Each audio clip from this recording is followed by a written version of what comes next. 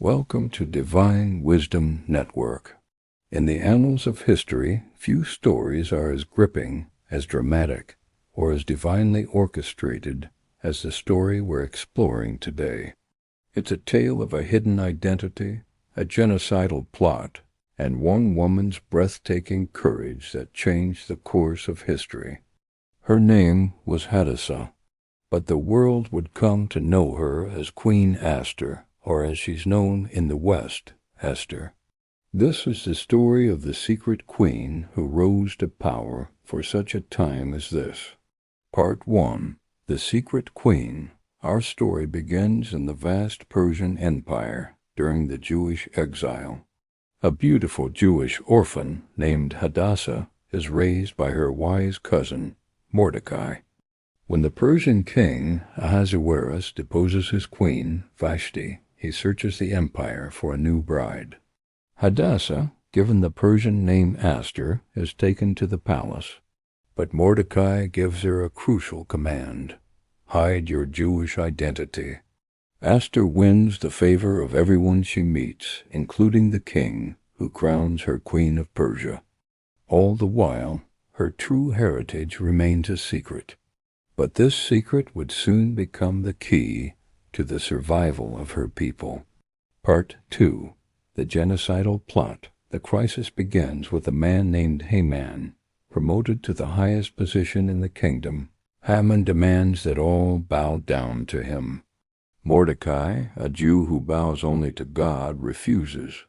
Haman's pride is so wounded that he doesn't just want to punish Mordecai. He plots to exterminate every Jew in the empire.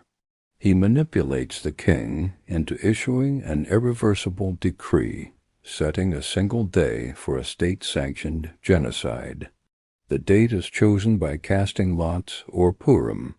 When Mordecai learns of the decree, he tears his clothes, puts on sackcloth and ashes, and mourns publicly. He sends a message to Queen Aster: "You must go to the king. Plead for our people." Part 3. For such a time as this, Aster is terrified. To approach the king unsummoned is a death sentence. She sends a message back to Mordecai, explaining the danger. But Mordecai replies with one of the most powerful lines in Scripture: "Do not think that because you are in the king's house you alone of all the Jews will escape. For if you remain silent at this time, relief and deliverance for the Jews will arise from another place, but you and your father's family will perish. And who knows but that you have come to your royal position for such a time as this?" Those words, "for such a time as this," ignite her courage. Aster makes a decision. She calls for a 3-day fast among all the Jews. Then she declares, "I will go to the king, and if I perish, I perish." Part 4. The triumphant reversal. Aster approaches the king. He extends his golden scepter, sparing her life. Instead of immediately pleading her case, she wisely invites the king and Haman to a banquet, and then to a second one. At the second banquet, the king asks for her request. This is her moment. She reveals her identity. "I and my people have been sold to be destroyed." She points to Haman as the adversary. The king is enraged. In a dramatic twist, Haman is hanged on the very gallows he built for Mordecai.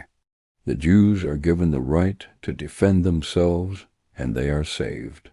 The days of mourning are turned into a festival of joy, the Feast of Purim, celebrated to this day. The story of Queen Aster is a master class in divine timing and human courage. It's a reminder that God often works through the faithful actions of individuals, placing them in specific positions to fulfill a greater purpose.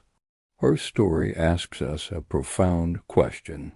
What are you being called to do for such a time as this? If this story inspired you, let us know in the comments what other figures of courage you'd like us to cover.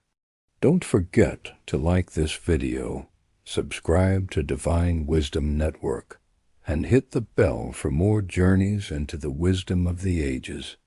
Thank you for watching. Until next time, may you have the courage to answer your calling.